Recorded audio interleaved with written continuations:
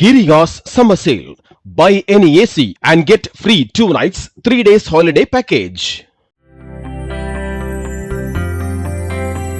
கோவை கணபதி பகுதியில் வடக்கு தொகுதி பாஜக வேட்பாளர் வானதி சீனிவாசன் தீவிர பிரச்சாரம் மேற்கொண்டார்.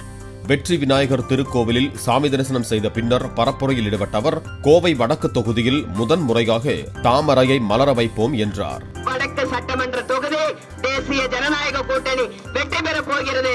உங்கள் அத்தனை பேருடைய ஆதரவால் தாமரை சின்னத்தில் வாக்களித்து வடக்கு சட்டமன்ற தொகுதியில் முதன்முறையாக தாமரையை இங்கே மலர வைப்போம்.